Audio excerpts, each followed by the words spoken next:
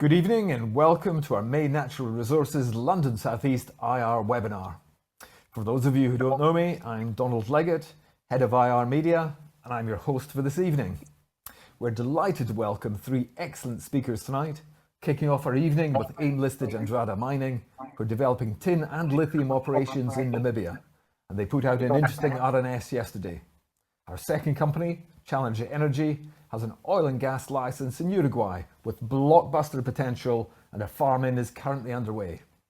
And our final company of the evening is Goviex Uranium, who are focused on exploration and development of uranium projects in Africa, specifically Niger and Mali. Uranium is said to be entering a supercycle where demand exceeds supply for a significant period, and we've never heard from an African uranium explorer before, so it's a first. Each presenter has 35 minutes or so to speak, with 20 minutes to make their investment case before we take your questions and put them to the speakers. Some quick housekeeping for you. London South East is known for its free data and moderated bulletin boards, and each month we have over 1 million users on our website. We provide free data and chat for every UK listed company. We now offer level 2 data without adverts. As ever, many thanks for joining us tonight, and it's time to hear from our CEOs. Our first speaker tonight is Anthony Viljeon, and he's CEO at Andrada Mining. Andrada is a London-listed battery technology metals mining company with a portfolio of mining and exploration assets in Namibia. And the current market cap there is £90 million. That's pretty good. The company released an RNS yesterday, which announced two things. They have produced their first lithium concentrate as part of their off-site pilot test program, and also that debt funding will be signed off by the Development Bank of Namibia at the end of the month, ready for drawdown in June 2023. So, exciting times, Anthony. Welcome. Donald, thank you very much for having me here, and thank you for providing the opportunity for us to talk to the London South East community. We get to read a lot of the comments that people put on the community, and there's a lot of learned people that follow the shares. We've got a very exciting story that we are very proud to talk about, and it was very unique. I think that what we've announced recently is a real game changer for the company. But it's probably worthwhile just running everybody through a little bit of a background as to why we believe that this is such a unique offering from the company. So if you just bear with me, I will just run you through the various disclaimers that AIM and the London Stock Exchange require. But you know, let's get into it. So we've been developing mineral projects and companies across Africa for the better part of 20 years.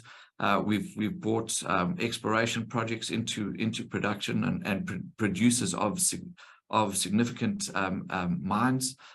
We've always had a philosophy of finding scalable projects in buoyant markets, and we've done this, as I mentioned, very successfully. But we are very proud of what we've got today.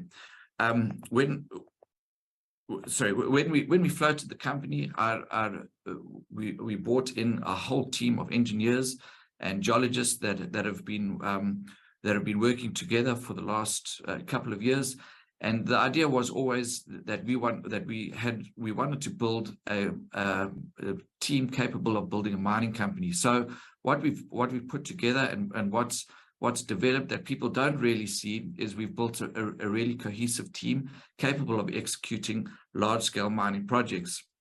So what have we done to date? We've brought our tin project into production. We've expanded that. We've dropped our unit costs. What is quite unique about this ore body that I'll explain in a bit more detail is that it's a polymetallic ore body, meaning that we can derive revenues from a number of different elements. And one of these elements just happens to be lithium that is going to be the main driver of growth for the company going forward. We're based in Namibia. I'm not sure what people know of Namibia, but what we know is that it's the best jurisdiction in Africa to invest in.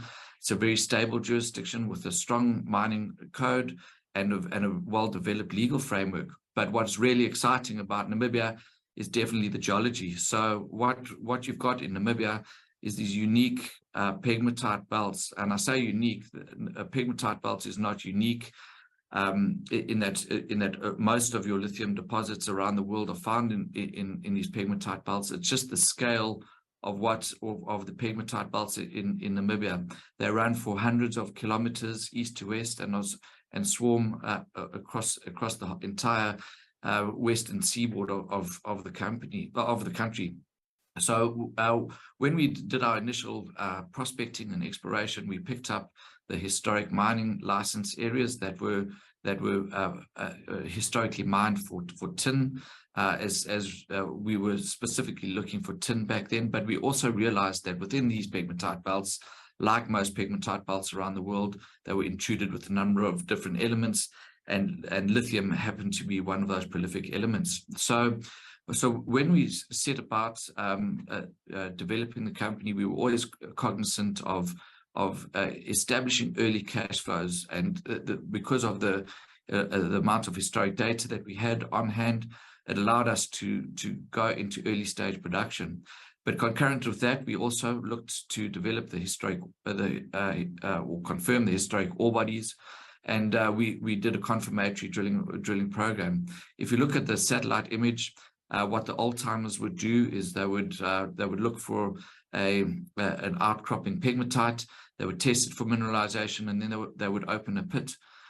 So they mined over 12 historic pits. The biggest of the pits before they abandoned the operations was the V1, V2 ore body. So we started confirming that, and we did some down dip drilling, and we also tested for a variety of different elements that typically occur within these pegmatites. And what we found is that the V1, V2 not only was 70% bigger, but also had a significant resource of lithium. And so just the V1, V2 on its own is, in terms of inventory size, one of the biggest hard rock tin and hard rock lithium deposits globally. We've still got another 900 confirmatory holes in our proximal pegmatites.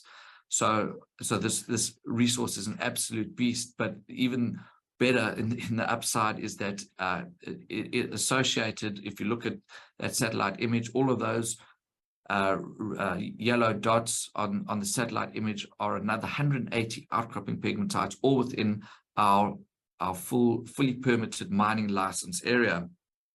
So just to compare this in terms of size, Greenbushes in Australia is currently the biggest hard rock tin lithium producer in the world, and funnily enough, also started off as a tin deposit in excuse me in a pegmatite. Pilangura, a very well known producing lithium asset. Ewoya in West Africa, also a well known lithium asset. So if you look at the scale of these, by far and amongst all other lithium deposits globally, we have an incredibly huge footprint that we believe will be of global significance in the not too distant future. So where are we with lithium?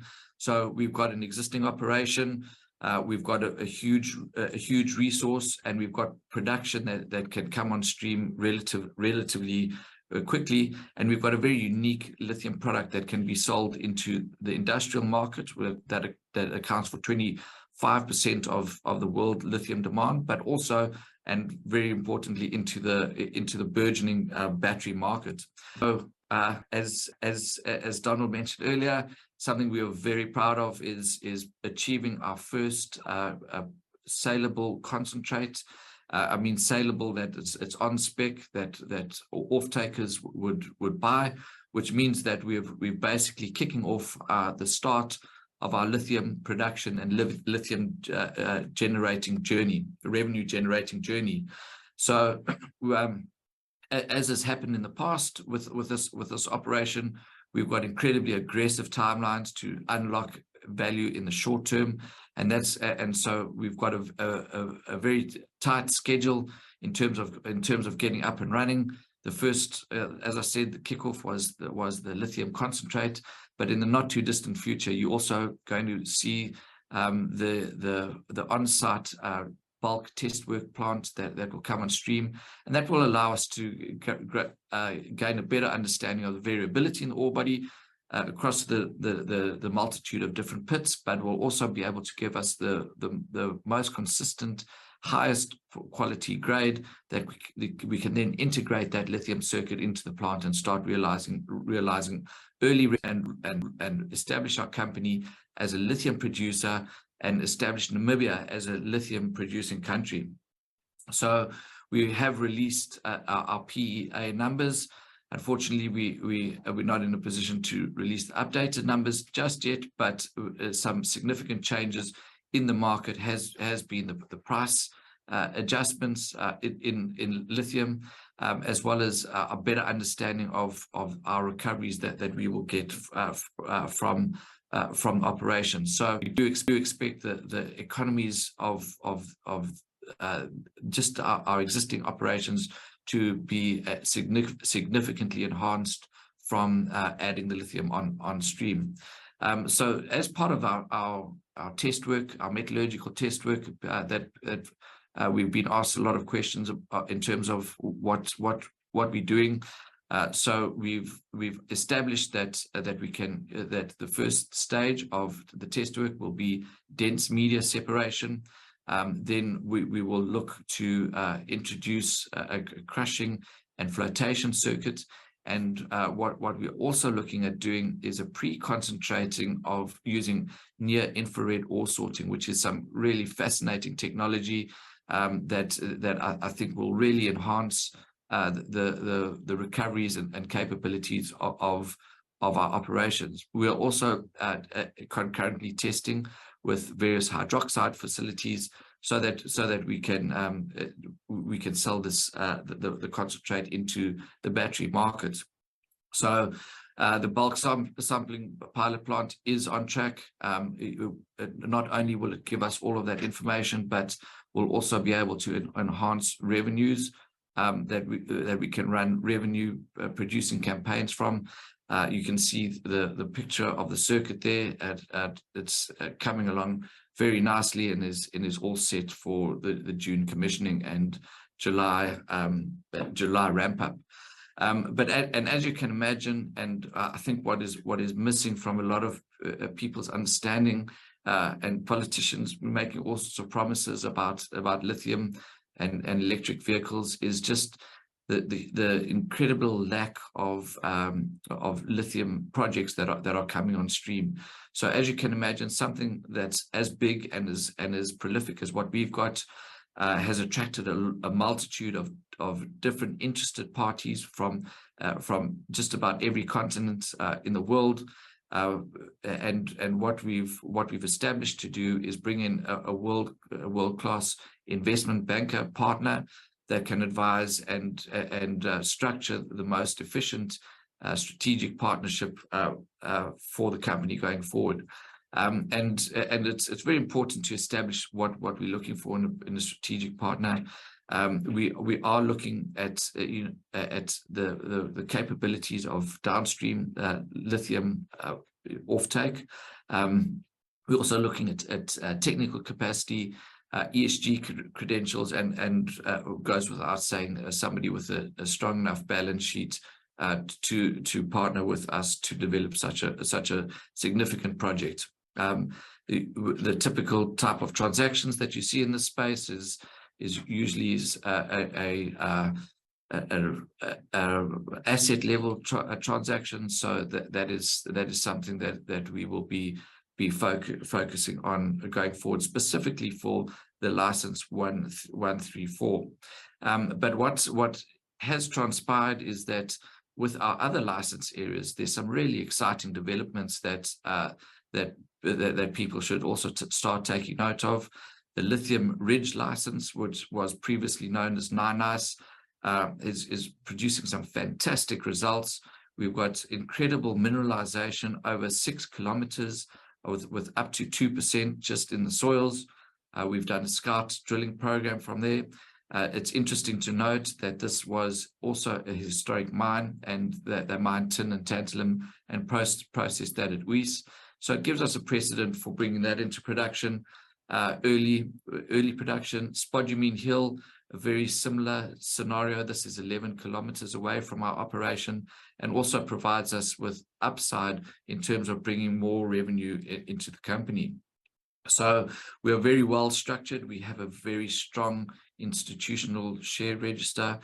We are very close to at least 70% of the register, and they are all long-term holders and have mostly been involved since the inception of the company.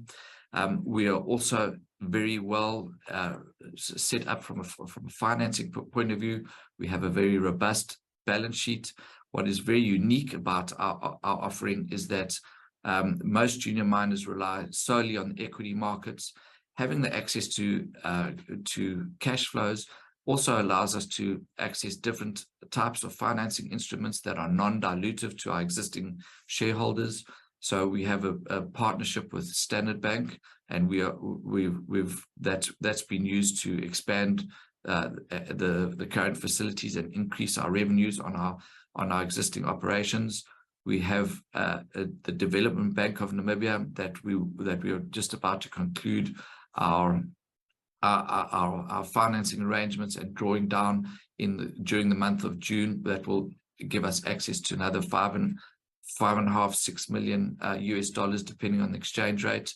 And then obviously also Orion that are in the process of negotiating an intercreditor arrangement with our existing banking partners so that they can share in the security structure. So a very well balanced balance sheet with cash in the bank. We obviously also making very good cash on a monthly basis.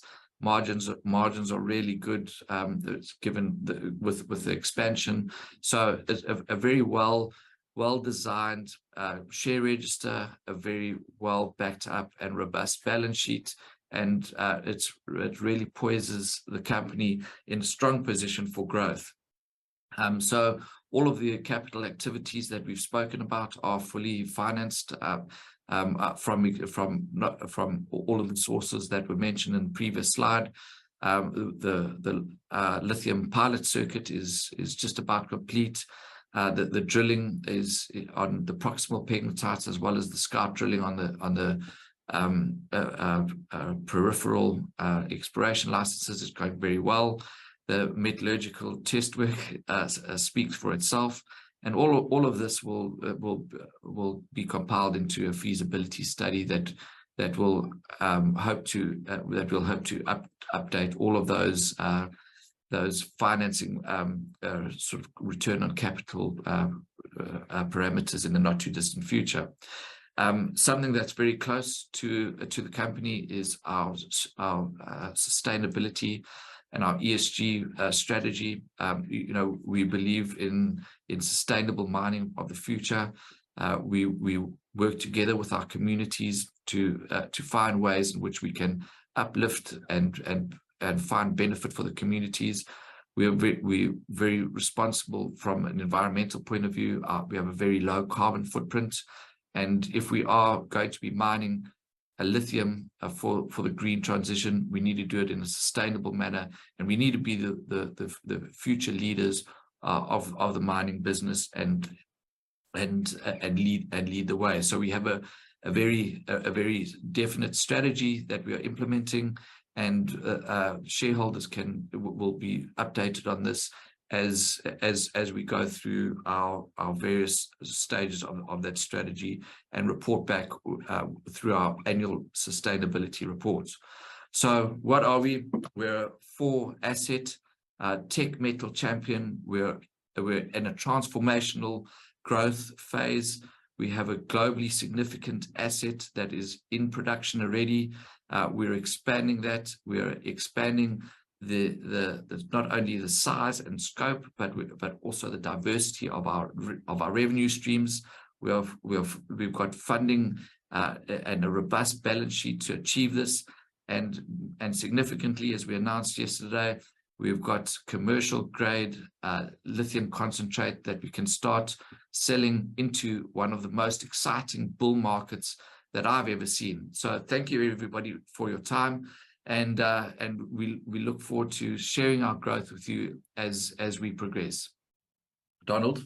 Okay, Anthony, that's fantastic. How does it feel? You sat there, you must have been working at this project for years and years. What is it like? What does it feel like looking back? You've just taken stock on that, through that slide presentation. What does it feel to be at the heart of Andrada and US and such an exciting project? Put it into your own words. Yeah, Donald, look, Gary Player, famous South African golfer, his famous saying was, the harder I practice, the luckier I get. So, as a junior mining sort of CEO and a prospector at heart, finding the big one, this is an opportunity of a lifetime, and something not only myself but my incredible team are very proud of achieving. So you feel as though you've hit the big time. This is it. Look, I don't want to jinx myself, but this is a winner. This is a winner. That's a good phrase. This is a winner. Now you said it's not just use. It's you've got other things to run at as well. Lithium Ridge and Spodumene Hill. So there's just plenty more to run at in the future. It's all about delivery now, isn't it, for you? It's about how to approach the next few years and get everything up and running and just develop it. Absolutely. Our whole hypothesis around the geology there was that we believe that this is going to be a green metal region, and that is living up to it. We've developed a culture of delivering on large scale projects, and we've built a team capable of executing these projects. So we're very confident in what we've got here, and very confident in our ability to make this a globally significant project, but also a significant producer of mid-tier of these technology metals in the future. Now, you've got three different metals to run at here. You've got tin, you've got tantalum, and you've got lithium. How does it all balance out? Or do you see it? Do you literally see it as it's tin is tin the cash cow, and tantalum and lithium the growth and the potential? How do you see it? How do you describe it? Yes, definitely, Donald. Look, the tin, as you say, is the cash cow. It's profitable. It's it basically pays for all the production, and then anything over and above that is just cream on the cake. So we really are pretty excited to start selling our first concentrate into the market, which I think we'll be getting to in the not too distant future. And that concentrate, that's essentially for offtake agreements, so that people can check the quality and so on, and then take it from there. That's right. The refineries are very specific in terms of the grade and the homogeneity of that grade that they take. So that's why this whole piloting phase is critical, so that they can test that in their refineries. So it gives us a competitive advantage, because that process in the battery market has quite a long lead time. But as I said earlier, the unique advantage of the type of lithium that we've got is we can start selling this into the glass market almost immediately. And you said your bulk sampling pilot plant, June commissioning and July commencement. Did I get that right? Sorry, June construction, July commissioning, and ramp up. Yeah. So we're very, very close to that. How exciting is that? Yeah, no, it's good. It's we love building stuff, and there's not a lot of guys that actually go through all the pain and heartache of building plants like this. I was a lot younger and had a lot more hair before I started building mines. But you don't need hair. Hair is overrated, Anthony. Yeah. But we're very confident in our capabilities now and delivering really special projects to the market. Now, you told me off air that it was about $10 million it cost to build? Yes, $10 million. I mean, we raised that money last year with Standard Bank and in the equity markets. So part of that went into the expansion, and part of that money has gone into building this lithium pilot plant. But pilot plant is a misnomer. It's still capable of delivering significant tonnages on its own. But what it does do is it gives us that capacity to understand the entire ore body and also our peripheral exploration license ore bodies in a lot more detail. So what ore body, what size can it actually deliver? So there'll be a ramp up process presumably, and then from the second year onwards, you're more at capacity. So tell us all. So it's designed to do sort of 20 tons an hour. And we think we could just so we could probably process about between 500 and 1,500 tons in the not too distant future of concentrates, and all indications are that sells for about $2,000 a ton. So that's all cream on the cake. So not only will we be learning a lot more about the ore body, but we can probably make a decent little turn on the revenues on the other side as well. That makes you quite profitable, I suspect. Very, very profitable, absolutely. And so it's about using those revenue streams to start developing the other parts of the project. Absolutely, and self-financing is one thing, but it also gives confidence to our long-term funding partners, Standard Bank and Development Bank of Namibia, that when we do go to the next phase, we can get sustainable project finance on the back of that. You've got a debt facility from the Development Bank of Namibia coming quite shortly. Talk us through that.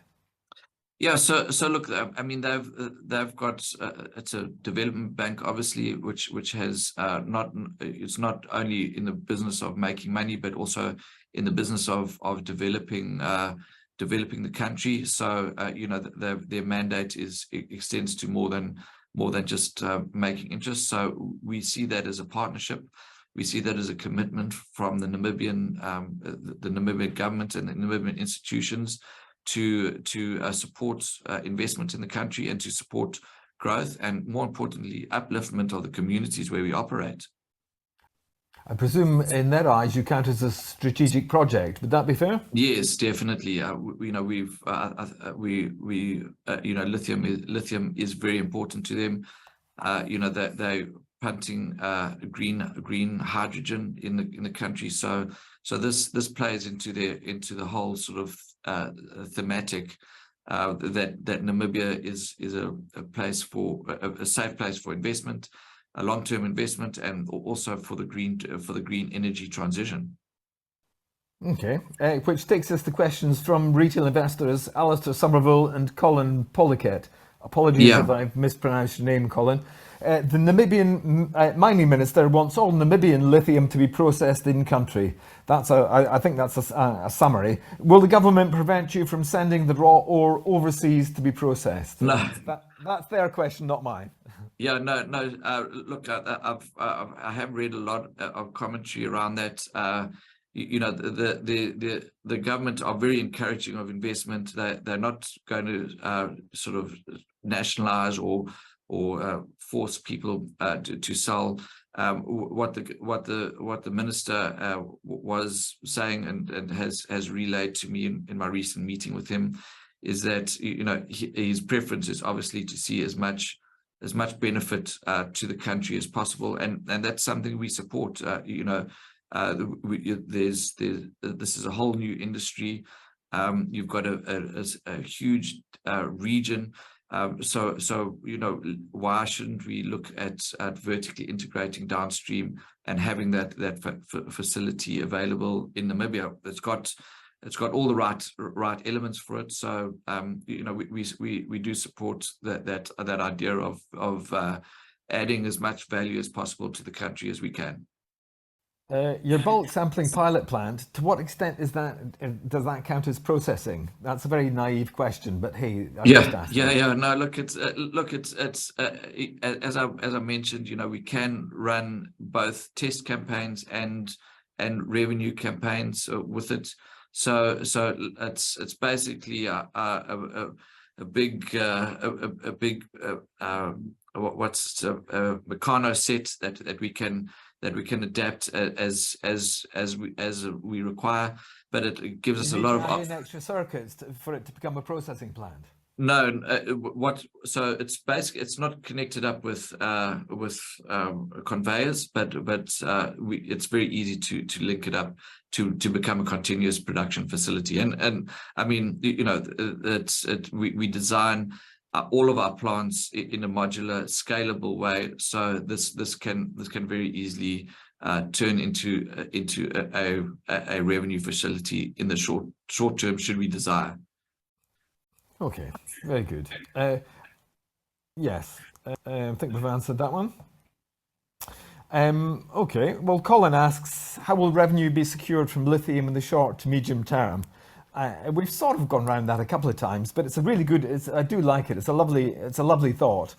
So let's ask you that one again. How will revenue be secured from lithium, say short to medium term? Yeah, okay. So look, I used to make the joke that selling tin was one of the easiest things I ever had to do. I take that back. Lithium is now selling lithium is one of the easiest things around. There's no shortage of off takers. As I also mentioned, we can look to start selling and generating early revenues into the glass and ceramics markets. While there will be a lead time in terms of the battery market from a testing point of view, but I do believe that we'll be able to start generating revenues quicker than just about we will be the only one on the London Stock Exchange that will be able to generate revenues from lithium in the short term. And talk us through the offtake agreements, the people who are interested in having offtake agreements with you. To what extent can you put that in context for us? Can you tell us? Not a lot, unfortunately, but I thought you might say that. But let's talk holistically. Let's talk broadly. In broad terms, are people knocking your door down? Like you won't believe, Donald. It's unprecedented. Really is. It's amazing. I've never seen anything like it. Wow. Okay, that's a terrific answer. What about the tin operations? Colin Pollickett asks, are there any works in progress to improve the feed grade in the tin operations? And there's other people asked us very similar tin questions as well. So let's have a go at tin. Yes, look, I mean, we have told everyone that we are also going to look to add an ore sorting technology in with XRT ore sorter. We've done the test work on that. That all indications currently are that upgrades our feed ore by 3 times. And that has quite a commensurate impact on the efficiency of your circuit. So when we do integrate the lithium, we will also look to integrate an ore sorting component, an XRT, as well as a near infrared ore sorting component for the lithium. So it's great technology that's becoming very widespread in the mining industry, and we're very excited to implement that. Okay, my final question from Alistair. Chinese companies are taking a lead in buying up as much product as possible. The West is naturally concerned and may take steps to restrict this activity. Will this constrain Andrada? No, not by any stretch. It is a very unique geopolitical situation. But the Chinese sort of spotted the opportunity a few years ago and have built the most incredible processing capacity for lithium. But they don't necessarily all have the raw product. I think that the Europeans are realizing that vertical integration of the supply chain for vehicle manufacturing is going to be required. So you're seeing a lot of car manufacturers, both Europe and America, starting to look at integrating the entire supply chain. So it is, you know, lithium is the only technology really that's capable of producing electric vehicles, and we do see lithium as the new oil. So the only time in the past that something like this got as exciting was the introduction of the internal combustion engine. So we're really on the cusp of something special here, and we see Andrada as at the forefront of delivering lithium into this exciting market. Okay, question just in for Robin Mays. At full capacity, what revenues will the pilot plant produce per annum, and how much of that will be profit? So just work around that in broad brush terms for us. So you don't really want to tell us those numbers, but broadly. Yeah, look, broadly, we could double revenue from where we are today. You know, if we integrated that, or not even if we just ran the existing circuit, and you know, for not a lot of extra cost, you know, call it an extra 5% on our unit costs. So look, I can't commit to those numbers, unfortunately, because there's all sorts of disclosure requirements, but in simple terms, doubling the revenue in the short term. And his supplementary question, Robin May's supplementary question, what feedback have you had so far on your product being suitable to become feedstock for the EV battery market? So look, I mean, it's all the people that we've spoken to that process the lithium in their refineries, they have said that this is a suitable feedstock. It's an extra 2 silicon and extra 4 oxygen atoms that need to be roasted at a higher temperature. But apart from that, it's exactly the same feed as all the other lithium spodumene deposits around. Okay, that was absolutely fantastic. Thank you so much. Anthony Viljeon, CEO at Andrada Mining, thank you so much for joining us. That was a terrific explanation of the company and its potential. Thank you so much. Yeah, thank you very much, Donald, and thank you to all of our loyal followers out there. We hope to continue delivering something really spectacular for everybody out there. So watch the space. Indeed, it's all about delivery now. Anthony, thank you for spending your time with us. It's really appreciated. Thank you. Next up, it's AIM-listed Challenger Energy, where the CEO, Eitan Uliel, AIM-listed oil and gas producer explorer, is joining us. Challenger are best known these days for their offshore Uruguay license, which they've been working on since 2020. They're proving up the potential for between 1 and 2 billion barrels of oil, and are currently running a farm-out process to find a suitor with deep pockets to help fund the work required. Long-term holders may know them for the Perseverance drill in the Bahamas, and along the way they acquired the Columbus assets in Trinidad and Suriname. CEG currently have a market cap of around £9 million, fairly low considering the potential of the Uruguay asset. Welcome, Eitan. Hi, Donald. Thanks for having me. It's always a pleasure, Eitan. Yes, so are you going to explain to us, give us the nuts and bolts of the company for us, please? All right. Well, I mean, I'll take you through a few slides, but I'll try and leave as much time for questions because I think those tend to be what people want to hear more of. But for those who know nothing about Challenger Energy, we're AIM-listed, Caribbean and Americas focused. We're an EMP junior.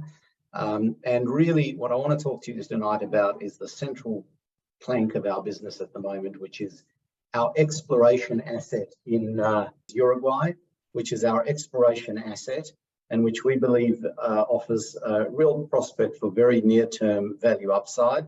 I'll briefly mention Trinidad, which is our other operating business, but the company went through a comprehensive restructuring and recapitalization about a year ago today. So we have a few legacy assets which really are just there as things we're trying to monetize. There may be questions, I'm happy to take them. And we're in a pretty good place. We have no financial debt, low overheads, cash on the balance sheet. And, and we're getting after this Uruguay exploration possibility as fast as we can. So in terms of what it is we have in Uruguay, what people need to understand, everything is pretty much summarized on this page. We have the Area Off-1 license, which is an offshore license in Uruguay. It's very big, and we have a 100% working interest in that license. That license, for reasons I'll explain, we've accelerated our work program on it, and that work program has identified multiple independent plays. And as Donald mentioned in our introduction, we've now got to a point where we've been able to describe the prospect inventory as between 1 and 2 billion barrels of oil recoverable. That makes this a material, globally relevant prospect. And Uruguay is a great place to be. It's routinely ranked as, you know, the best country in South America for doing business, and our license has very attractive fiscal terms. So all in all, we're very excited about the license. But a little bit of a lesson in geology, I guess, and why this has become so exciting in the last 12 months. In January of 2022, Shell and Total Energies separately drilled wildcat exploration wells in Namibia, and both made what are now routinely referred to as super discoveries, massive new oil discoveries. And what is the relevance of Namibia to Uruguay? The relevance is that when the Earth was one continent and the two plates pulled apart, the African and South American plate, the same source rock was deposited, and that's now drifted apart and is present on both sides of the Atlantic. And what the wells in Namibia did is not only established that these source rocks can and do produce oil on the Namibian and South African side of the Atlantic, but can be correlated over onto our side of the Atlantic in Uruguay and northern Argentina. So basically de-risked everything and have established the potential for a new and very prolific petroleum system in Uruguay and the northern parts of Argentina. Now, when this all began, the first thing that people saw was a massive uptick in activity in Namibia. So discoveries were made, a large amount of activity has kicked off. People are drilling wells everywhere, seismic is happening, and then large transactions where big companies farm in or take an interest in acreage that small companies have to really accelerate. So that's the pattern that we saw and have seen happening in Namibia. And at the time that the discoveries in Namibia were made, I got onto my soapbox and I started shouting to everyone, this is a big deal. And nobody really paid too much attention. But little by little over the last 18 months, that confidence in Uruguay has been validated. So the first thing we saw is a big uptick in activity in Argentina. And there, for example, the first ultra deep water well is scheduled to spud any day now. There is seismic activity happening and more seismic activity planned for this year. But then the really interesting thing is what happened in Uruguay. So when we picked up our license in Uruguay in May of 2020, we were the only license holder in Uruguay. And because we were the only people who'd applied for a license, we were able to pick what we think is one of the best of the bunch. And we were able to get that license on a very minimal work commitment. We promised to do roughly $1 million of work over the course of 4 years. You then had the mega discoveries in Namibia in January 2022. Immediately after that, in May of 2022, you saw Shell, Apache come in and pick up acreage. And 6 months later, in the next bidding round, Shell, Apache, and YPF picked up more acreage. There was a who's who of international oil companies who all qualified as bidders but didn't succeed in getting acreage. And so literally in less than 12 months, we went from being the only junior player in Uruguay to now being the only junior completely surrounded by majors. There are no more licenses available bar one in Uruguay. And the majors, whereas we bid $1 million of work, these majors have collectively bid $230 million of work over the next few years. So really, it's not just us who think Uruguay is interesting. This is being validated by some of the biggest names in the oil industry. And it was in this context that in October, November last year, we said to ourselves, look, there's so much interest. we really need to accelerate our work program here. The work that we thought we'd do slowly over the course of 4 years, let's get on with it and do it in the next 6 months. And so we did that work, which essentially consisted of taking 2,000 kilometers of historic seismic data and having it reprocessed with modern technology, then submitting that data to what's called AVO attribute analysis, amplitude variation with offset, which is a technique now de rigueur in the international oil industry for assessing and evaluating ultra deep and deep water prospects. And then we complemented it with a geochemistry seabed sampling study and a satellite seep and slick study. And this is what I've been getting out and talking to people about. We literally finished this work about 3 weeks ago, announced the results, and the results have been much better than even we expected. So fundamentally what happened is we did the seismic reprocessing, and what you see on that slide is you get a before and after image.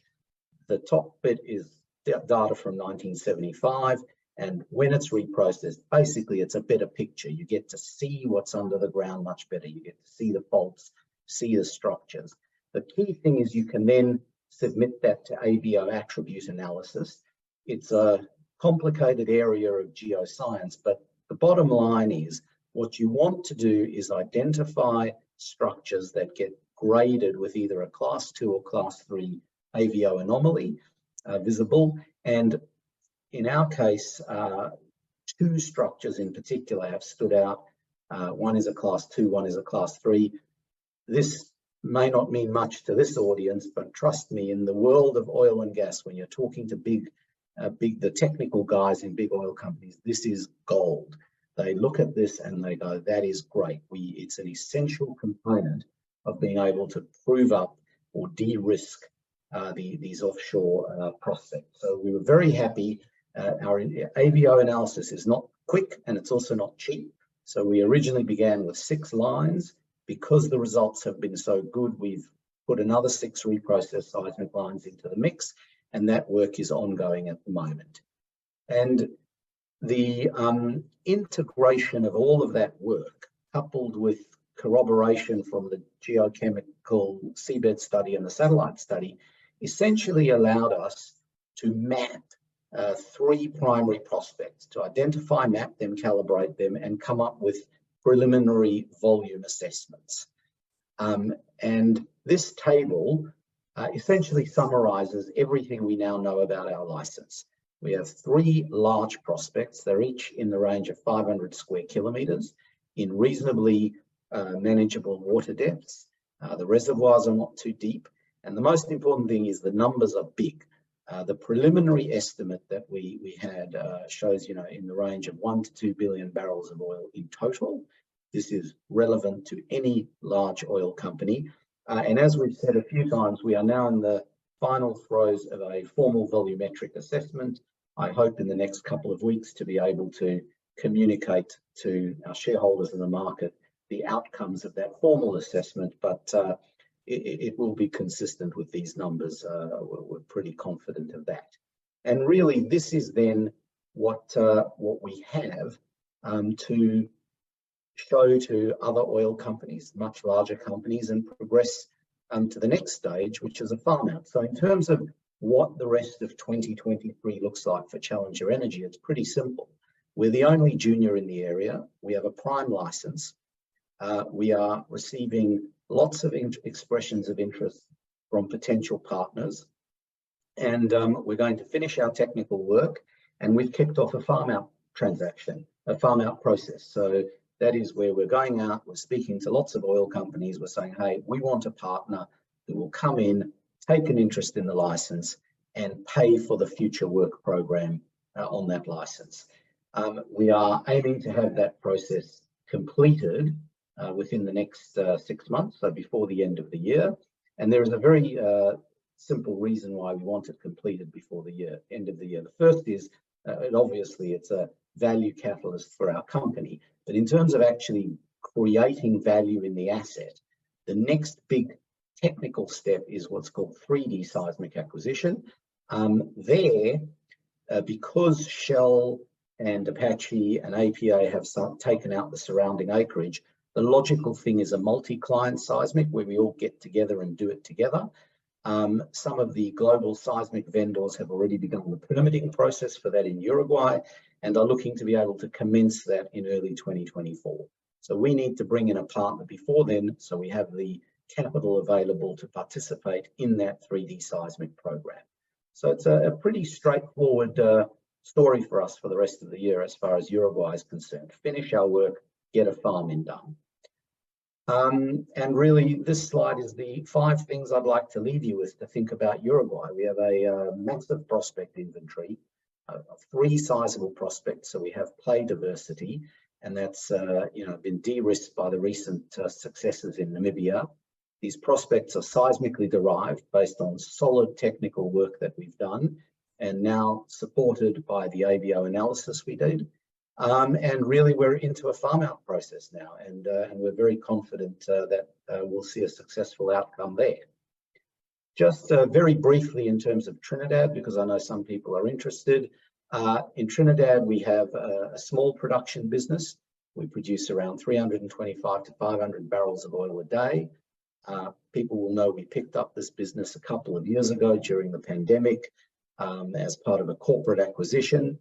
It's been hard work, but I think we've turned it around. We've cleaned it up a lot. We've got the costs under control. We've invested a bit in the fields and improving and stabilizing production. And this business is chugging along quite nicely.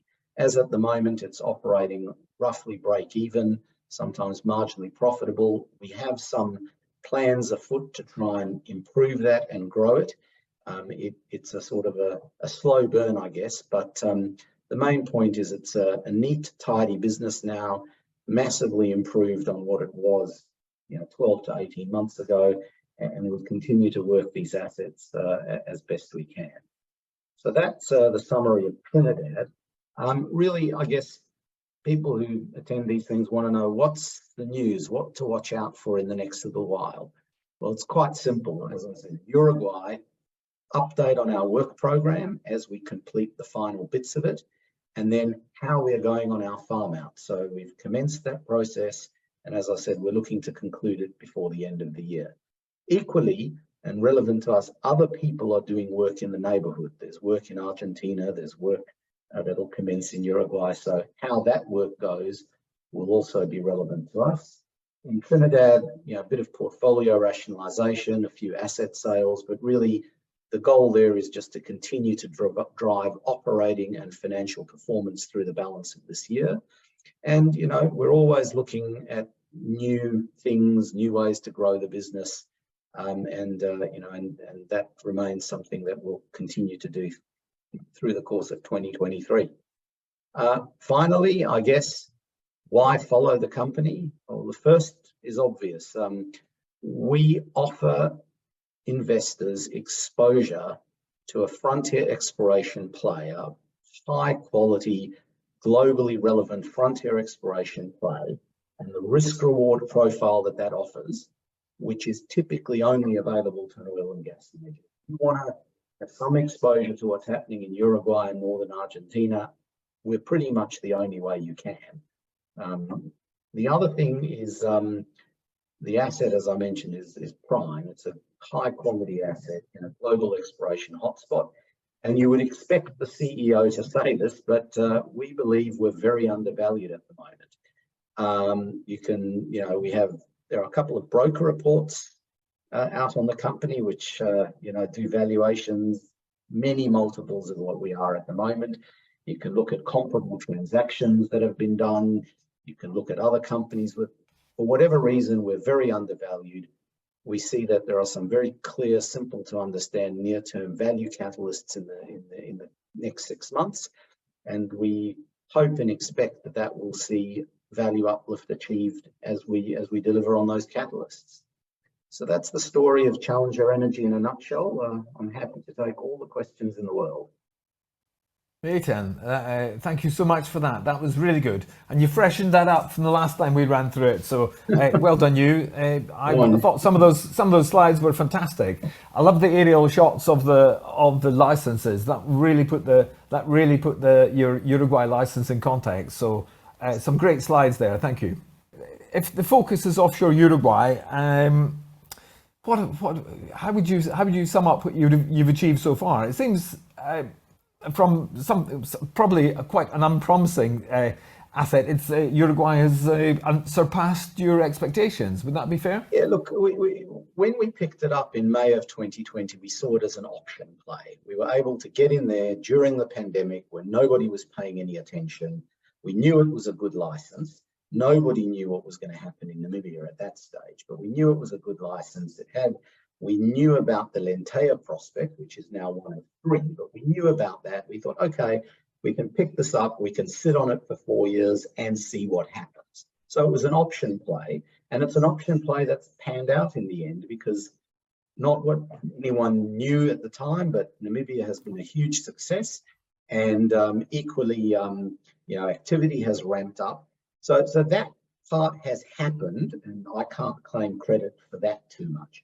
What I can say we've achieved is we did really solid work on an accelerated timeline, and we have added real value.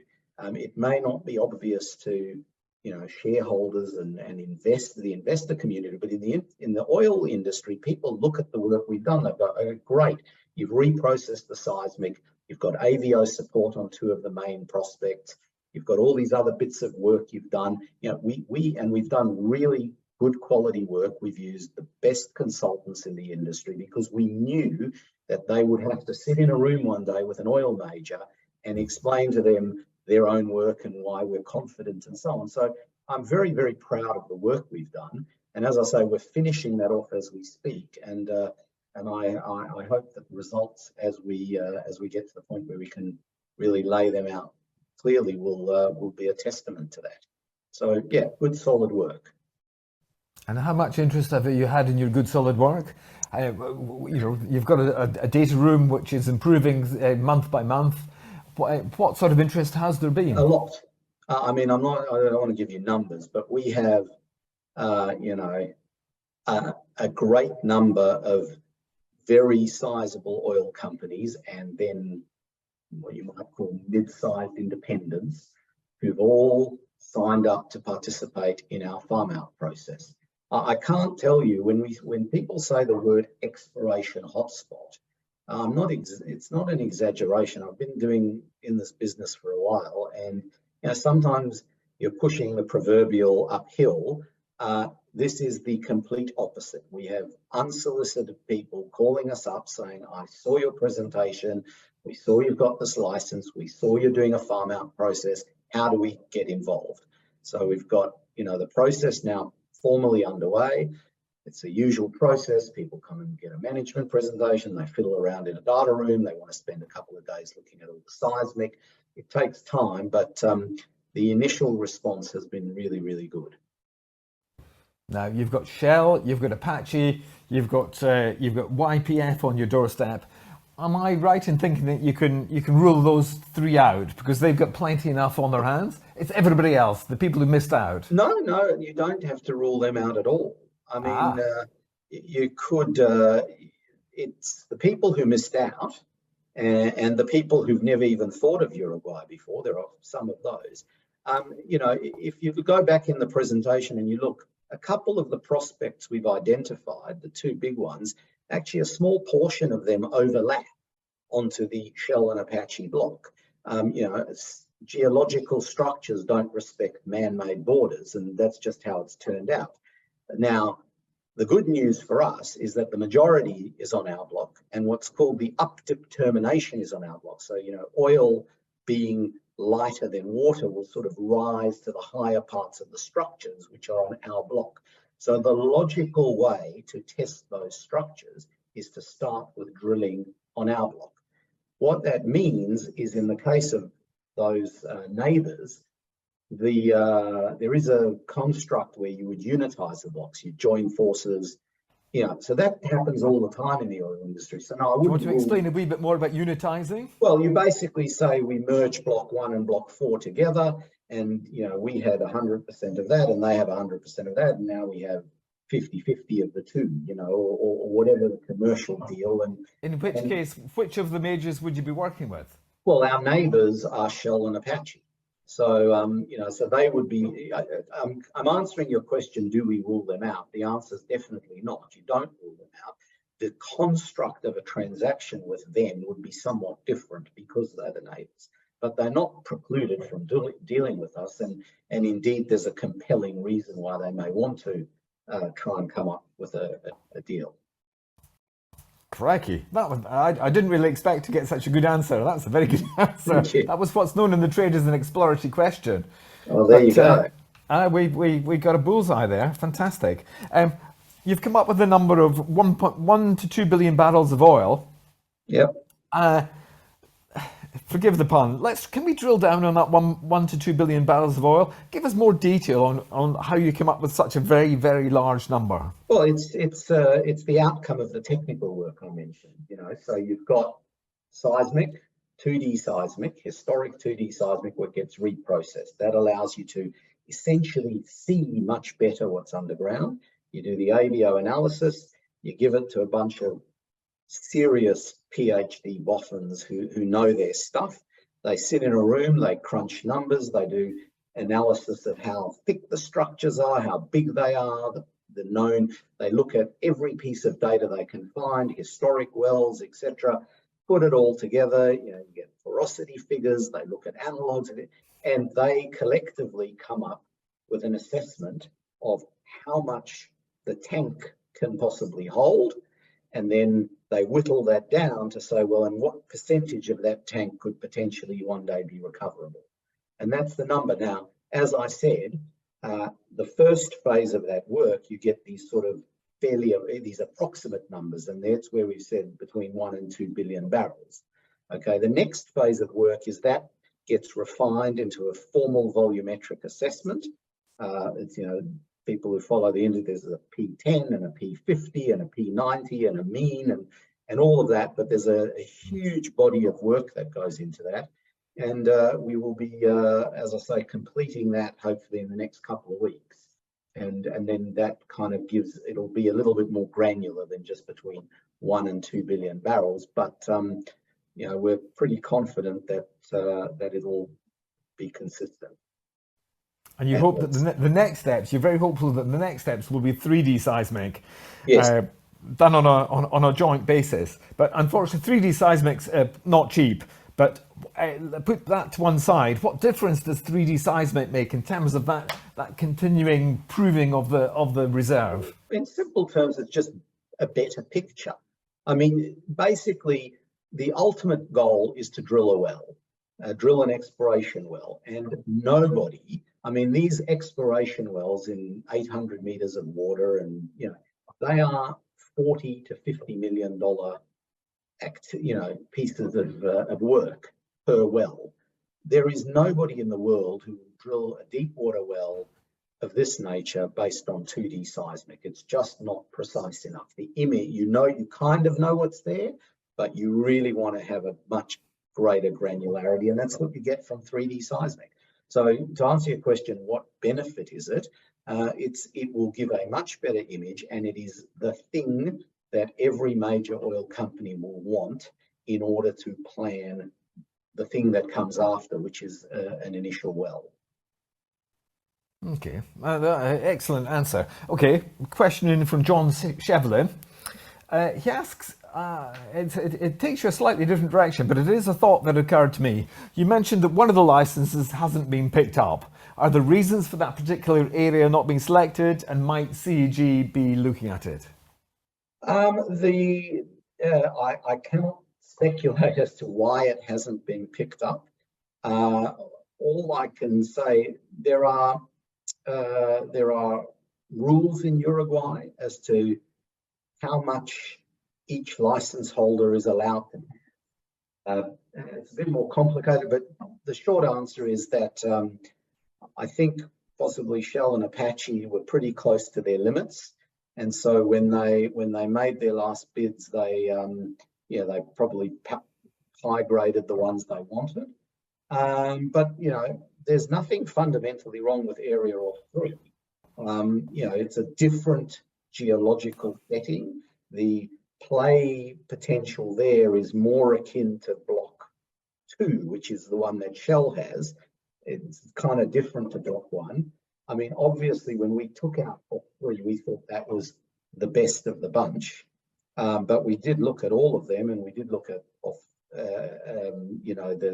when we took out off 1, we thought that was the best of the bunch, but we looked at off 3, and we shall see. We shall see. Okay. My thought on this is that you've got lots of other majors there. They've all got their own work streams taking place. You're a junior. Juniors tend to be more nimble and work very quickly because you have different needs. What are the other majors actually doing on their blocks, and to what extent can you learn from their work streams? Well, we'll learn a lot. What we know, because it's public, is what they've committed to do.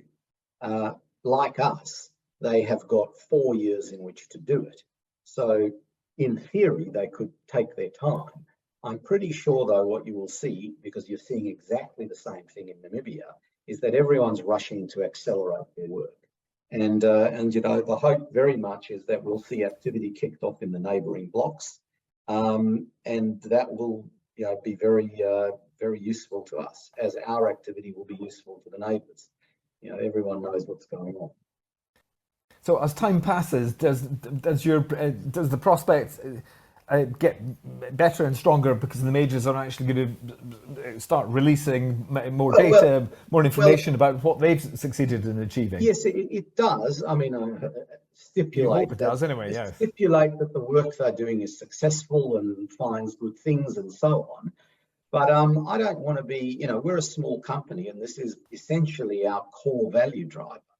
I don't want to sit on my hands for the next 4 years and just wait until Shell and Apache and these other guys do a bunch of work. I mean, I want to get after it.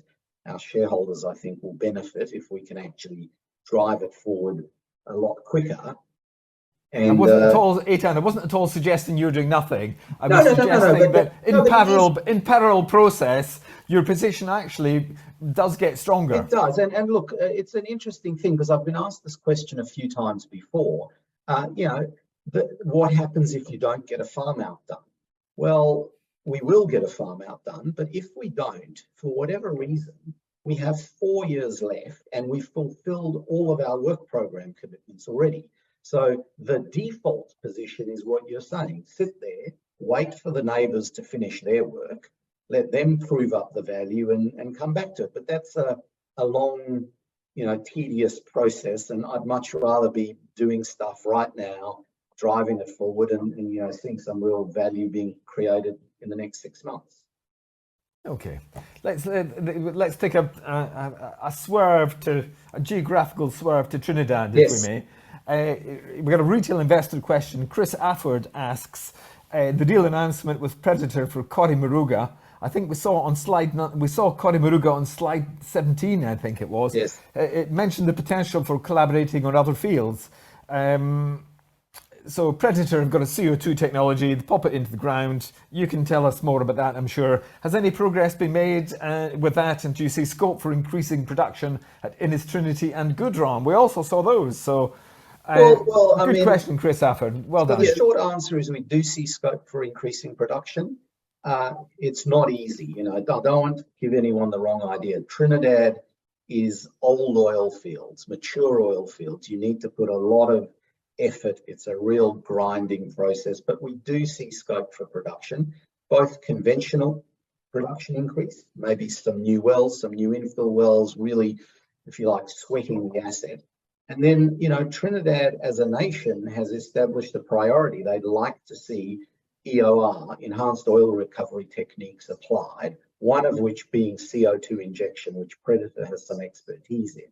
So yeah, we are talking to them. Their processes, things that they're good at, are applicable not just at one field, but at several.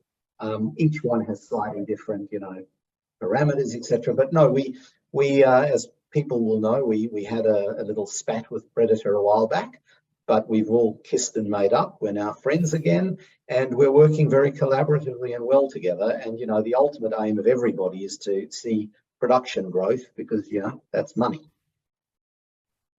Okay, staying in Trinidad, you're selling a couple of assets in Trinidad. How are the sale of those coming along? Progressing. I don't want to put a timeline or anything. These are small assets. It's Trinidad. Things will progress slowly, I suspect. Things progress slowly. They're small assets. They're not going to move the needle in terms of real value creation for the company. They do provide the opportunity to rake in a bit of cash and push work commitments off onto other people, and it tidies up the portfolio. It tidies up the portfolio. So we are working on it, and there are a few things in the works there, but they will be when they will be. Okay. The big question, you answered it at the top, and I'll get you to answer it again. The question every investor asks, and there are some mean-spirited people out there, and some nice people, but it is a fair question. How do you get the share price to represent fair value for the assets?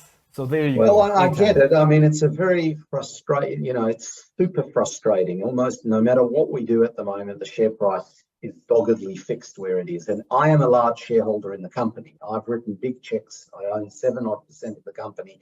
I would You've got a big chunk in this company. You're very aligned. Yes, and I've put a lot of my friends and people I've known from the past, and I've put a lot into this. So I, more than anybody, would love to see the share price rise. And, I can't control the market. So I think I've said it before. I may have even said it to you. In the end, you have to believe that if you deliver the goods, sooner or later, the market will see the real value. And it may take them a while. It may be next week. It may be in 3 months. It may be in 6 months. But we've delivered the goods. We said, we're going to get this license. We're going to do good technical work. We're going to prove up the prospects. And now we're moving along. And the next big thing is we said, we're doing a farm out. And I've said to everyone, I've pinned my flag to this mast and said, by the end of the year, we'll have the farm out done. If that doesn't put a bit of life into the share, I don't know anymore. But that's what we're going to deliver.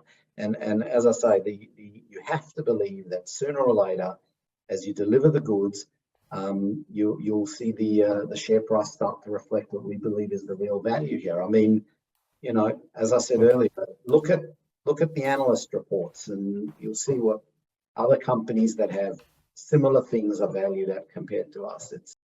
Okay, very quickly, Ethan, last question. What does the news flow hold over the next few months? Oh, it's like I said on my last slide. We're finishing our technical work. You'll see some news about that soon. Progress of the farm out through the rest of the year. Rationalisation and improvement of the Trinidad business, and whatever business development opportunities come our way. But it's great. Really focus on the farm out. That's what I would say. Great. Well done, Ethan. I thought that was great. I thoroughly enjoyed your slides, which had been a bit refreshed. That was great. Thank you so much for joining us. Our next company is Goviex Uranium. Goviex Uranium Inc. is focused on the exploration and development of uranium properties in Africa. It is listed on the TSXV and OTC exchanges with the ticker GXU and has a market cap of £53 million. Goviex already has 3 major projects, or it's 2 actually. Mine permitted Madaouela project in Niger, which is the flagship development, the mine permitted Muntanga project in Zambia, and it's in the process of selling a multi-element project in Mali called Falia. The company already has a sizable resource inventory with £130 million of U3O8 in the measured and indicated categories, and its objective is to become a significant uranium producer. We're joined live tonight by Daniel Major, CEO at Goviex Uranium Inc. Welcome, Daniel. Thank you very much, Sol. Appreciate the intro. Hello, Daniel. How are you? I'm very good. Very good. I think you're a busy man. I am a very busy man. Very busy man. Goviex Uranium have been up to a lot. I had a quick scan through your RNSs before this presentation, and there's no shortage of things to talk to you about, that's for sure. No, there isn't. And we're having certainly 2 big development projects under our wing to move through, and working on debt, working on feasibility studies on those, and both are mine permitted. And more importantly, with the uranium market that's, as most analysts would say, has never been so good, there is plenty for us to keep entertained and keep our minds sharp. Okay, Daniel, if you give us your presentation and come back to us in 20 minutes, we'd be delighted to ask you some more questions. Yeah, no problem at all. No problem at all. So, yep, Goviex Uranium. We are an African-focused uranium development company. Just for an aside, that picture you see on the first slide is actually our Niger project, situated right in the middle of the Sahara Desert. Sorry, I'm a bit of a problem getting my slides to move. There we go. Disclaimers, they're all on our website. Make some forward-looking statements, so obviously got to show all of these, but they're there for reference. So yeah, we are very much a development-focused company. We have the two main projects. That's the Madaouela project in Niger and the Muntanga project in Zambia. Both of those are fully mine permitted. We're committed to getting both of them up into production. We still have on our books technically the Viljeon project in Mali, but that is part of a sale process that's ongoing. We are seeing a much stronger uranium sector, particularly driven by an increasing focus on nuclear energy around the world, as people appreciate that the only real way to meet net zero is to bring nuclear into that story. We have a clear timing advantage. We are already permitted. We haven't got to go through those long permitting processes. Africa brings very clear development. They are GDP commodity-driven communities. They want mines. They've got governments that are very much focused on getting mine development going forward. We also have a very large mineral resource already in the ground, but a lot of potential to add to that through further exploration. So Africa is our target. I've been working in and out of Africa for my career. I've been a mining engineer for over 35 years. Niger is currently the sixth largest producer of uranium. Been producing uranium since the early 1970s. In fact, last year, 25% of all the uranium consumed in Europe came out of Niger.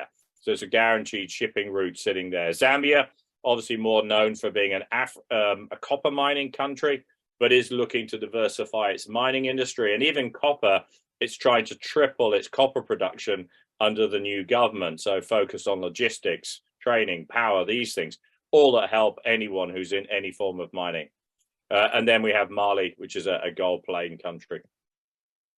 On the market, I think really the key highlight here is just in the last 24 months, the radical change that we have seen in perception towards the nuclear industry.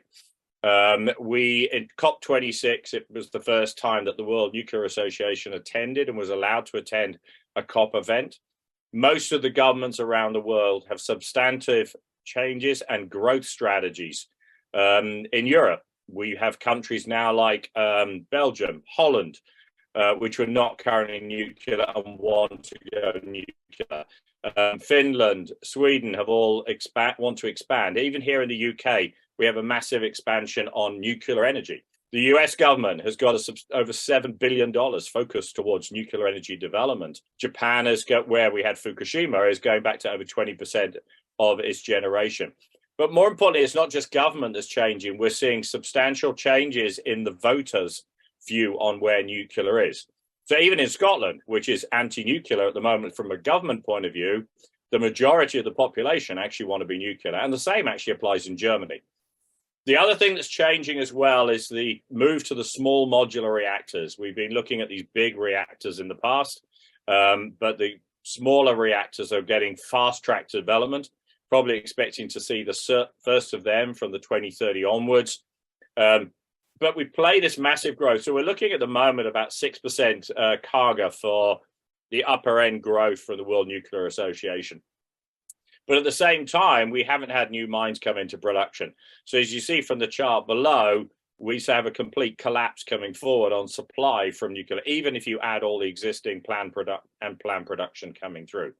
We have a market at the moment which consumes about 190 million pounds. This year we'll produce about 128 million pounds. We're at a big supply deficit that has been made up by inventory movement, but we're running out of inventory there. The other factors, geopolitics, obviously Russia's invasion of the Ukraine has had a major effect on the uranium industry, mainly because they're a major supplier of the enriched products. 20% of all the uranium consumed in the US comes out of Russia from enriched products. They account for 34% of the global enrichment side. So we're seeing a lot of self-sanctioning. We're seeing move now to actual sanctioning of Russian material coming out. We've seen a couple of states do it already in the US. That's important because it's pushing the suppliers to find alternative routes. Africa, therefore, becomes very much part of this diversity of supply, political protection on uranium production going forward, which really plays beautifully into our project. So if we start with the Niger one, we're in northern Niger, up in the middle of the Sahara Desert. We are right next to two old uranium mines, Cominac and Somaïa, which started in the 70s. Cominac closed actually in 2021. So really good infrastructure, road, power, skilled people, and more importantly, water, even though we're in the middle of the Sahara Desert. We're fully permitted up. We've got great government support. They are 20% shareholders with a 10% free carry, and moving towards production on that one. We put out an FS at the end of last year, very much a self-sustaining operation, bringing in solar energy on that as well. We're in the middle of the Sahara Desert. Surprisingly, only get about 26% of our energy, despite the fact we're in the middle of the Sahara Desert. Done a lot of work of making sure this is up to international standards, continuous rehab on our tailings dam, those kind of things. We halved our water consumption through change in technology going forward. So we're looking at a $65, an 8% NPV rate, $140 million, IRR 13%. The one thing I'd point out here, this is one of the few projects that goes past about 10 years in mine life. So this is a 20-year mine life project almost, with a lot of exploration potential. Even known resources could be added to this resource. We get no benefit for the last 10 years of our project, but it produces consistently $83 million of EBITDA across the whole thing. It's well positioned on the cost curve as well. What we're doing at the moment is working on the debt financing. We appointed Endeavour Financial out of London. They specialize in mining projects, and particularly into Africa. They did also into South America. They did Lundin Gold's project in Ecuador. They've done a whole bunch of others in Africa. Now, what we did is a teaser. We got 20 different companies, different and vehicles looking at lending. Came through at the end of last year. We're honing that down after them going through the due diligence. We have a number of export credit agencies, commercial banks still in the pool who've provided us letters of interest, waiting for a couple of DFIs to give us their answer. So hopefully the next big trigger for this project is coming out to say, look, we've got the letters of interest for the debt pool. We can now move that forward into the financing stage. Alongside that, doing the work on the offtake contracts, and I'm sure you'll have some questions on that. And we'll deal with that through this year. Target to get all of that done by the end of this year, go into construction, and then be producing uranium 2026. Madaouela takes us then into Muntanga, which is our second one. Again, fully mine permitted. This is in southern Zambia. Really good infrastructure. It's about 3-4 hour drive down a tarmac road from Lusaka. Good road access through into Zimbabwe, down in South Africa. We did a PEA back in 2017 when we merged two projects together, which had already been at PFS. But one of the companies had added a resource, which is currently about 50% of our total resource, called Dibwe East. We've now moved that program into a full feasibility study. That's ongoing at the moment. This project is very low capex. So Madaouela is slightly higher capex. This is low capex. Madaouela is low opex. This is higher, slightly higher opex. The way the two balance out. It benefits from a very low strip ratio, but more importantly, a very low acid consumption. Acid is the single largest consumable in the uranium industry across the dial. To put it into context, our peers in Niger consume about 100 kg a ton of acid for every ton of rock. We have it down to 50 in Niger. This is under 10, and in a country that produces sulfuric acid. So very positive. Target for this is kind of this time next year, feasibility study complete, move into the next stage on the project. The Viljeon one, I'll just touch. This is a really interesting project. We really decided to sell it because we had to focus ourselves. we had these two really big projects going into development. This one was taking time off, and we couldn't give it the dedication it deserved. So hence the reason for the sale decision. ESG, I got to touch on this because it's really important. Not only as a mining industry company, it's also important to our off-takers. A lot of the off-takers will come and do an ESG review of you. We do a lot of work in our design to make sure we take this into account right from the very beginning. And we have already put our first sustainability report out last year. And it is very much part of the way we design our mines. So the second one will be out, ESG report will be out about September this year. Current insiders hold about 12%. We cleared out a bunch of debt at the end of last year. The remaining shares are about 50-50 on retail versus investment institutional holdings. And then really from a value perspective here, guys, I mean, we are massively cheap. This is all about taking an exploration company, development company, and turning it into a producer. We've seen that uplift in the past. If you looked in the 2007 cycle, Paladin went from 7 cents to $7. It was one of the few companies that actually built a mine in that cycle. Africa's interesting. Chinese competitors can't buy uranium very easily from Canada and Australia. They have to come to Africa or they'll get it from the Kazakhs. So in the last cycle in 2011, most of the takeouts from an M&A point of view were all African companies being purchased out because people needed to control 100% of their project. So different ways to look at that. For us as a company, it's all about getting to the development stage. If somebody turns up with an egregiously large check, we will definitely consider that as an option to take us forward. So just finish off, really strong market. I mean, it is as good as we've ever seen it. We are very much a development focused company. You know, I see the real value turn here is on that debt announcement when we finally get the final decisions from the DFIs. A lot of exploration upside, permitted projects, perfect time to be in the industry. Daniel, that sounds as though you've done that presentation a few times. I think you took our sound guys by surprise. We were expecting you to finish in a few minutes' time. I know, get it out of the way. The Q&A is way more fun. The Q&A is a lot more fun. So you've turned into a different person, Daniel. How interesting. You've become a human being, and before you were a presenting machine. So here we go. Let's focus on your flagship project in Madaouela in Niger.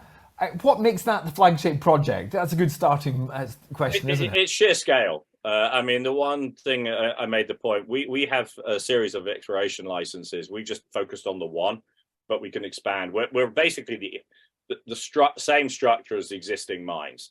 You've got a long life project. As I said, it's over 20 years. So once this thing gets up and going, we can continue to expand off it. You're in a uranium jurisdiction. I mean, that is also really important that the company of Niger understands uranium mining. It has no issue with it. Has been doing it for a long time.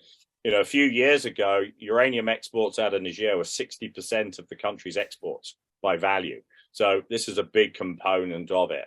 It's very robust. It's one that we designed on the basis, get it going at £2.5 million. We can scale it up later, but get the cash flows coming out of it because that will then support development on our other project.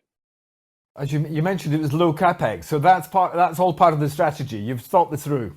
Yeah, well, that was a slightly higher capex on the first one, but it's got the lower opex. So get the cash generation going is all what it's about, and then get the Zambian one. And the Zambian one naturally was slightly behind. There's some politics here as well, because of course in Niger we have a shareholder, which is the government. So you want to keep them on side at the same time. What's it like having the government as a major shareholder? Well, is that both a good thing and a bad thing?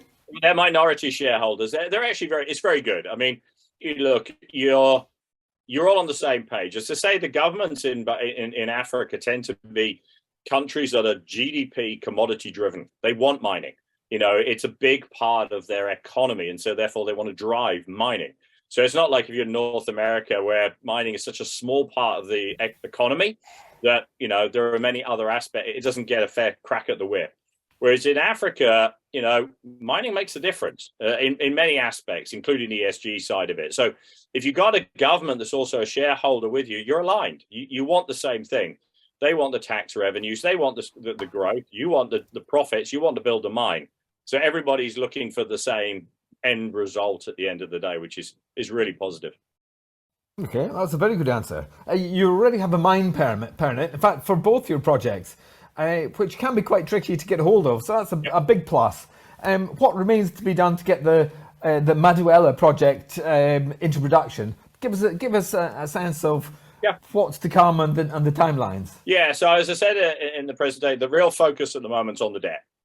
Get the debt lined up. So we're looking at about a $350 million capital for this project, rounding it out. We're looking about $190 million worth of debt as the target for it. The rest would become equity. So the first stage is get that debt package lined up. You know, this is an unconventional commodity. There has not been a lot of uranium projects being financed by debt for a while. There's one next door to us that's currently going through that program as well.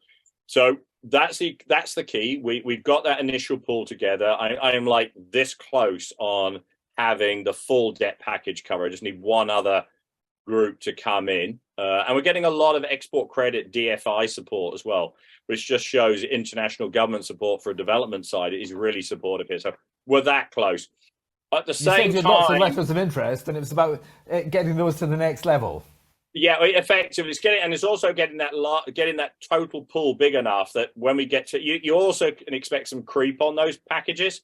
I want it to be so big that even if I've got shrinkage, I know I'm safe to get to the very end. Because once you commit in this whole process, you know, you want to keep moving. You do not want to be stopping in this process. You know, that inefficient, costs you money. You want to get moving and get the whole process going. So what we've also got have been doing is a lot of conversations with the off-takers around the world. They're a key. So that debt is going to need the off-take to underpin it. You're going to have hedging into this kind of structure going forward. So the off-take is a key part of that program. We've been talking to them for the last 18 months, explaining our process. We've kept them very much in touch. I was at the WNFC in The Hague, one of the big World Nuclear Association conferences, met with 30 different utilities. They're all keen. We sign up regularly for RFPs. We get, you know, the feedback to us is, guys, you're like this close to winning RFPs now, where the market has moved to what you guys are looking for. So that momentum's building. Once we got those two pieces together, the offtake and the debt, it goes down to the equity piece. But that only comes at the very end. It's the big Rubik's Cube. We just, at the end, it all kind of go, made it. And then the easy bit, we have to build it. So I'm hoping that we can pull all of that together by, you know, hopefully the end of this year, but probably into the first quarter of next year. And then it's a 2-year build from that point onwards. Are the off-takers, are they quite competitive with one another at the moment? Suddenly it's not their market. No, they tend to be fairly independent of each other. It's a fairly secretive business, this uranium selling stuff. You know, they tend to come and talk directly. It's a direct contract discussion with you. They'll put out RFPs. You bid in on those RFPs. They come back. You negotiate your contract that you're going to have. So no, they're not actively competing with each other. But what you are starting to see is there are companies that we were dealing with a year ago that would only buy on the spot market, particularly US guys, only bought the spot market, didn't care. Now they only do the RFP market. Complete turnaround where people are starting to worry about where their material is coming from.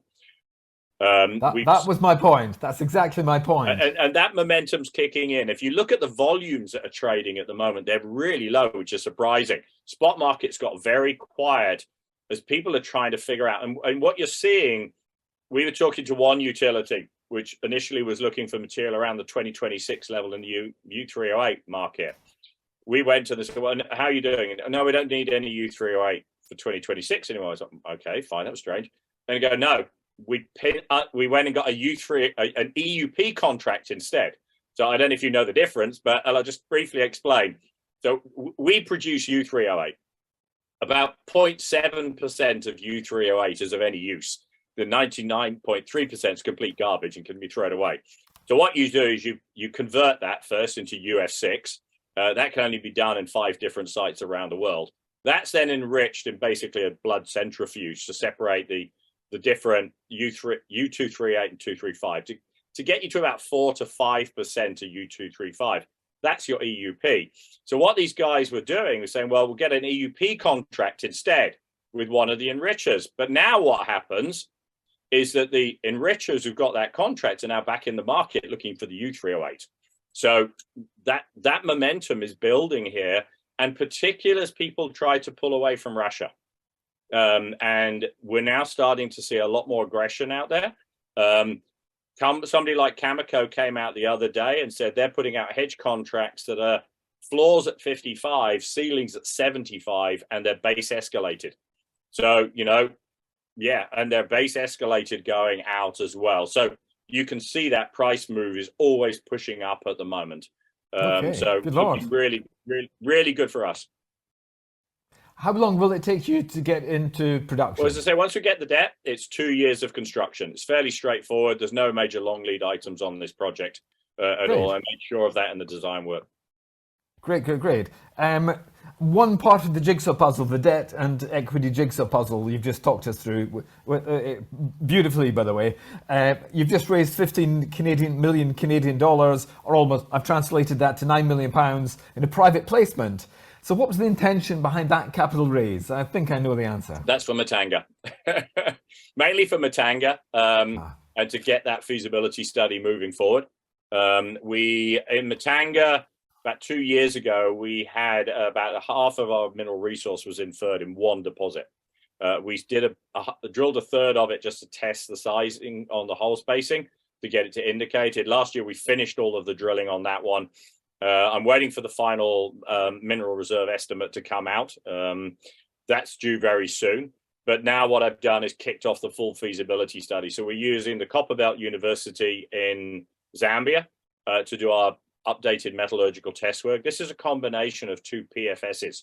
We didn't do the PFSs, so we're redoing some of this work to really make sure that the numbers are valid. And then we'll go into full feasibility study stage development as well. So it's a really simple project. It is 5 open pits, 4 heap leaches feeding into a centralized plant. Very easy, but we just got to go through the work to get it done. So target is by about this time next year, that job will be finished as well. So it's more infill drilling, and it's lots of engineering works and so on. And you've employed lots of different consultants, I understand. Yeah, and the extra infill drilling is actually as a result of the drilling that we did. We suddenly found that we still had extensions on the outside that we hadn't closed out the ore body. So if you're going to design the open pit, you better make sure you've closed out the ore body rather than leave something in on the edges. So some sort of filling around the edges. But the key target really is get the detailed engineering work done on that project. Okay, and yep, we've dealt with funding. So moving swiftly on. Yeah, is there more uranium resource to come at both these projects? Do you think you've got a 20-year mine life in Niger, but more to come? Oh, absolutely, absolutely. I mean, we stopped drilling in Madaouela in 2013. We stopped drilling in Muntanga previously in 2013 before we did the infill work. Between the 3 deposits on the west side of Muntanga and the other 2 on the east side, there's a big gap we've never drilled. We have another license to the south of us called Kariba Valley, which is about 60 kilometers in length, with holes pattered across it with uranium in, which we haven't had a chance to go out and drill yet. So a lot of potential there. If you look at Madaouela, even within the known resource, we have resources around the open pit that we did not include. We left them in inferred, which, is not part of the design. But as we get into production, we could actually access those underground resources directly from the bottom of the open pit. We have a number of other exploration licenses around there still to drill towards. We're the up dip section of the Cominac mine, so we can actually drill towards Cominac as well. We can see where that ore body goes. So there's a lot more, but we kind of went, you got 20 years at £2.5 million per annum. There's no point in drilling yet. Wait until later, and then once you're up, got the cash flow going, it becomes brownfields exploration. You're feeding a mill from that point onwards. Okay, I was wondering about the processing possibilities in Africa. So you've got Niger and you've also got Zambia, but Niger, it turns out, is actually a great place for processing your ore. Tell us all. Yeah, I mean, look, it's a surprise to me, the answer. It's a straightforward process. So it's sulfuric acid dilution. So we quite simply import sulfur, convert that into sulfuric acid on site. use that to dissolve the uranium, and then we just precipitate the U3O8 out into and dry it, calcinate it, put it into steel drums, and ship it out the country. That's the simple version of it. It's a little more complex than that, but that's the simple version of it. But and what is quite how do nice, you ship it out of the country? Yeah, it just goes it goes in a container. That's where? How does it go to the coast? Yeah, we just truck it to it'll get trucked to Cotonou, which is the Arriva Arana. They keep changing their name. Have been doing it since the 1970s. So literally, convoys of containers are trucked down to the port in Cotonou. They've got a big storage area there. They sit there and wait for the next container ship that's coming past that will ship Class 7 material, and off it goes. It will go to basically Comerex, which is in France. It'll either go there to Converdyn, which is in the US, or it'll go to Cameco in Canada. Those will be the three main areas, or it'll go to China. So those will be the 4 target areas that we'll ship to. Great. Okay, my final question for you. I understand you're very strong on ESG, so here's an ESG question from Dave Danu. Goviex operates in Niger, which has a low GDP. How does it work ethically with the local community? Well, we have done a whole plethora of things regarding ESG. In 2009, the first thing we did is we went 100% local employment strategy. So I only employ local people in all of the country. So it's a key part of any ESG is local employment, and not just local, it's local. So it's the people surrounding the project get employed. And on that particular item, we put a press release out this week. In the Zambia one, when we were going through our consensus review, we discovered about 70% of our local population, which will have to move as a result of the project, have no education. So, and they actually don't speak English. They use Tonga as their primary language. So we have set up a adult education program that will carry on now during all of our development stages for construction, so that by the time we're ready to employ, these people will have the skill sets that we need to be able to employ them directly on the mine, which means the people that we will move will be able to come straight from where we're relocating and work and benefit from the mine. We do a lot of work on supplying water. We've done water in Niger, water in Zambia. We've run reef farming programs with a company called Rescope. We're currently doing a thing called Solar Mamas out of Niger, where we're training a number of ladies to install solar and get entrepreneurial skills that go with it at the same time. In Zambia, we've built schools, we've built clinics. All of these things. You're working with our communities directly to say, well, what adds to your value and how can we gain? But at the same time, it comes back to how we build our projects. The first thing we actually do on any project design is to look at the environmental and social impact risks that we have to do and make sure we design it in to the project to make sure it works. So it's a key part. It's become even greater. As a mining industry, we've always done it. I mean, it's nothing new to the mining industry, but I think what it is we have to talk about it more as an industry and explain what we do and why we do it, and get people to appreciate it. It sounds as though, to be perfectly frank, that you get great joy from doing it. Oh, I get incredible joy. I mean, I was in Zambia last week, and I went to one of the schools where we were doing this, and there were 110 people turned up, and this is the second set of lessons, and they range from 16 to 60. I mean, clearly the 60-year-old lady is not going to be looking for a job at Muntanga, but she's taking the benefit of getting an education even at that age. And, when you go to a village and you watch young girls digging a hole in a river to get water to feed themselves, and as soon as they walk away, all the animals rush to the water. So, next time she goes for water, it's had animals in it as well. You're like, putting in a water borehole when we're out drilling, it's a no-brainer. I mean, you walk away from it, you think, I'm adding value, not only for all. I mean, the principle of ESG I'm not a bad miner. I'm actually a good person. Well, and we're there. It's all stakeholders are supposed to benefit through ESG, and they're all stakeholders. They're all stakeholders.